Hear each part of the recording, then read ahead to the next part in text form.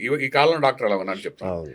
Reports చూసి report base చేసుకొని దాన్ని బట్టి మెడిసిన్ ఇవ్వడం అనేది డాక్టర్ యొక్క ఇప్పుడున్న పరిస్థితి అలా ఉందండి. ఓకే. పూర్వకాలం ఇదే డాక్టర్ 40 ఏళ్ళు 50 ఏళ్ల క్రితం వెళ్తే ఇలా చేయి పట్టుకుంటే నీకు ఎక్కడ రోగం ఉందో చెప్పేవారు. చెప్పేవాళ్ళు. అవును. ఇప్పటికి పెద్దవాళ్ళు కొంతమంది ఉన్నారు 80-90 ఏళ్ళు ఉన్న వాళ్ళు చేయి నాడి పట్టుకుంటారు. పట్టుకుంటే అయిపోయింది. నాడి అవును. పట్టుకోగా నీకు ఎక్కడ ప్రాబ్లం ఉంది చెప్పేవారండి.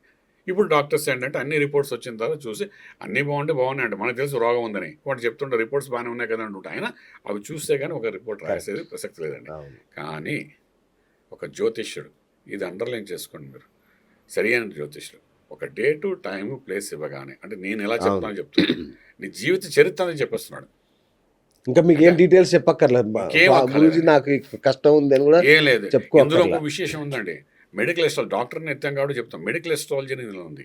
అంటే జ్యోతిర్వైద్యం ఉందన్నమాట. అవును. ఈ జ్యోతిర్వైద్య భాగంలోనంటే నీ శరీరంలో ఎక్కడ రోగం ఉంది అనేది నువ్వు డే టు టైం ప్లేస్ ఇస్తే నీ గ్రహాలు బట్టి ఎక్కడ ఏ రోగం బాధపడుతున్నావు, ఏ రోగంతో బాధపడుతున్నావు, ఎన్ని రకాల రోగాలతో బాధపడుతున్నావు ఇవన్నీ కూడా మనం చెప్పేయచ్చండి. ఓ అది చాలా గొప్ప విజయం ఇందులోని. అద్భుతం. ఇందులో ఒక విభాగం అన్నమాట.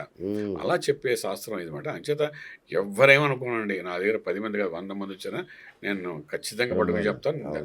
నేను వాళ్ళతో వాదించగలను ఈ విషయం. ఎందుకంటే శాస్త్రం అంత గొప్పది. అఫ్కోర్స్ నేను చదివింది తక్కువే, కానీ చదివిన మట్టుకు మాత్రం గొప్పగా చదువుకున్నా. నేను 10 పేజీలు చదివి ఉండొచ్చు ఇందులోని. ఆ 10 పేజీల గురించి ఏది అడిగినా కూడా వాళ్ళకంటే మనం బాగా చెప్పగలుగుతాం, అద్భుతం. అవతల వాళ్ళకంటే. అలా చదువుకున్నామండి మనం. ఎందుకంటే 100 పేజీలు చదివి చదివిన మట్టు కరెక్ట్ చదివి కరెక్ట్ చెప్తే చాలు.